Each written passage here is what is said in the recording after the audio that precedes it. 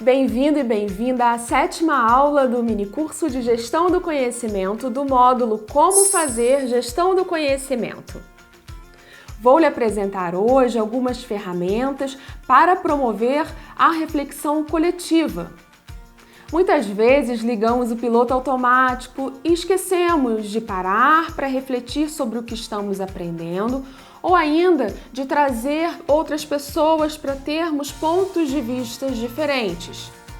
Na aula 5, vimos algumas ferramentas que contribuem para refletir sobre o que aconteceu, como as lições aprendidas, ou ainda que estimulam e promovem o diálogo, como o Road Café. Hoje eu vou apresentar algumas ferramentas e metodologias que também servem a esses propósitos, que são After Action Review, ou revisão pós-ação na tradução, Aquário e 6 chapéus do pensamento.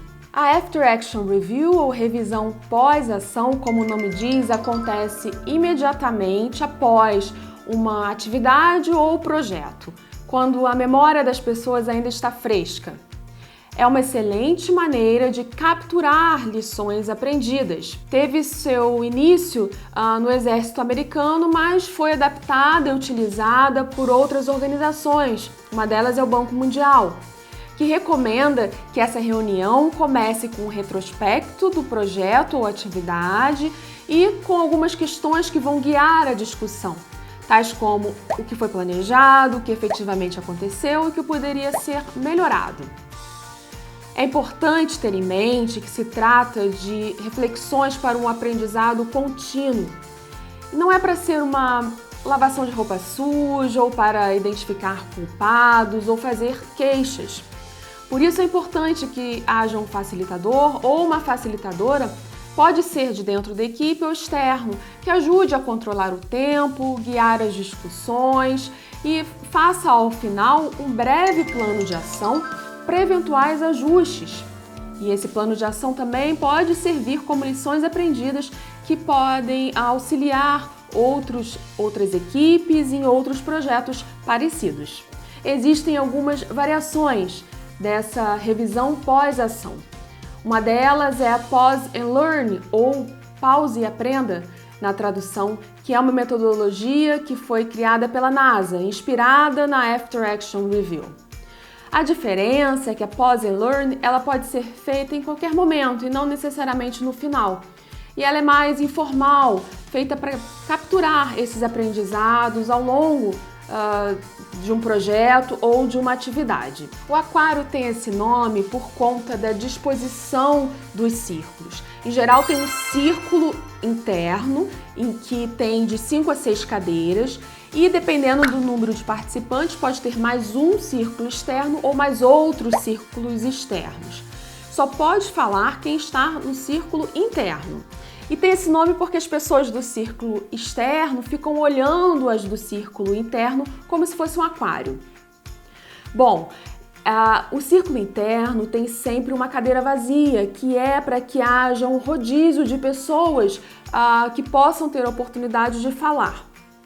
E é uma prática muito usada para ouvir especialistas, para que se possa discutir sobre temas polêmicos de um modo mais organizado, porque fica mais fácil que o facilitador possa conduzir essas discussões se apenas aqueles do círculo interno podem falar. E isso permite que mais pessoas participem, em geral participam até umas 50 pessoas desse formato. É possível também reproduzir o formato de uma maneira online, como por exemplo, pedindo que as pessoas que estejam no círculo interno fiquem com a câmera ligada e aquelas que estão nos outros círculos permaneçam com as câmeras desligadas.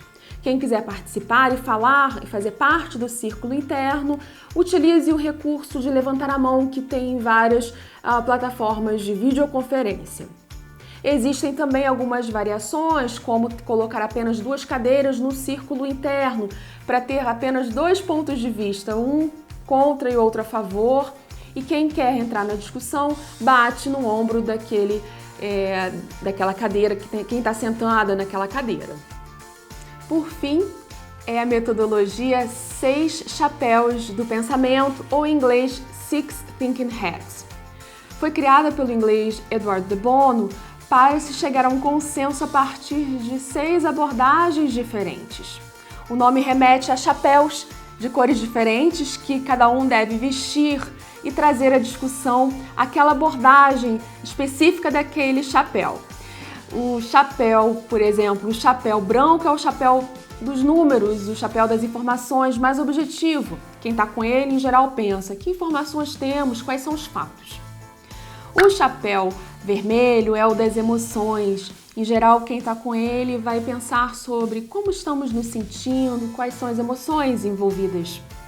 O verde é o da criatividade.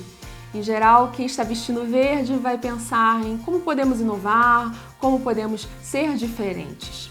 O amarelo é o chapéu positivo, em que as pessoas que estão vestindo esse chapéu vão ver os lados positivos da situação.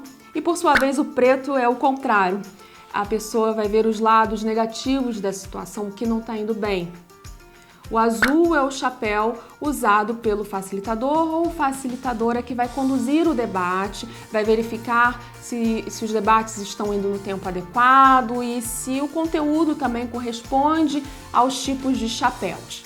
As pessoas vão trocando de chapéus e com isso vão se colocando no lugar do outro. Para fazer online, uma dica é colocar o nome da cor ao lado do seu nome. Nessas ferramentas de videoconferência é possível fazer isso. Vale lembrar que essas ferramentas funcionam melhor quando há segurança psicológica e um clima de confiança, porque assim as pessoas se sentem confortáveis em expor o que pensam, suas opiniões, sem medo de serem julgadas. E você? Tem conseguido ter alguns insights? Está notando que você quer se aprofundar mais no seu plano de estudos? Recapitulando, na aula de hoje vimos 3 ferramentas que estimulam a reflexão coletiva. São elas After Action Review, Aquário e 6 chapéus do pensamento. Na próxima aula vamos falar de ferramentas para reutilizar o conhecimento. Te aguardo!